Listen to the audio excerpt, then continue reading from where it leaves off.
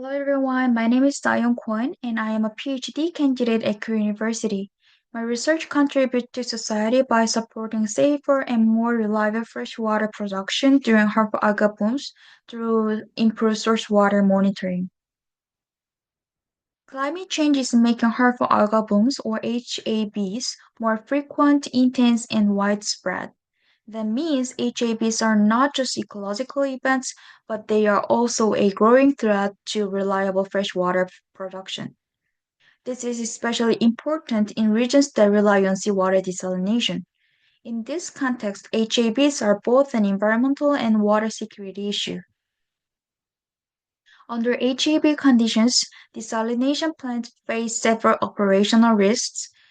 For example, these include intake clogging, particulate fouling caused by algal cells, and increased biofouling risk in reverse osmosis systems.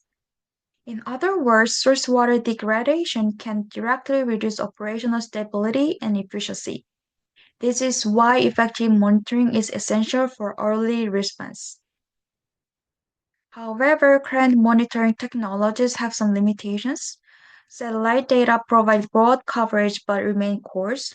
In situ monitoring is continuous but spatially local, and laboratory analysis is accurate but time delayed. Therefore, my research addresses this scale gap by combining unmanned aerial vehicle, also known as drones, drone-based hyperspectral imaging with AI to convert spectral signals into fouling-related risk information. Specifically, I use augmented aerial vehicle hyperspectral data and deep learning to predict key fouling-related indicators such as silt density index, total organic carbon, and transparent expolymer particles. These are operationally relevant indicators because they reflect fouling-related source water conditions that plant operators need to monitor. The framework also generates spatial maps showing where HABs related source water risks are likely to be higher near desalination intakes. This contributes to society in two main ways. First is support adaptation by enabling earlier warning, spatial source water assessment, and more proactive pre-treatment planning. Second is support mitigation by reducing unnecessary energy and chemical use through more targeted operation.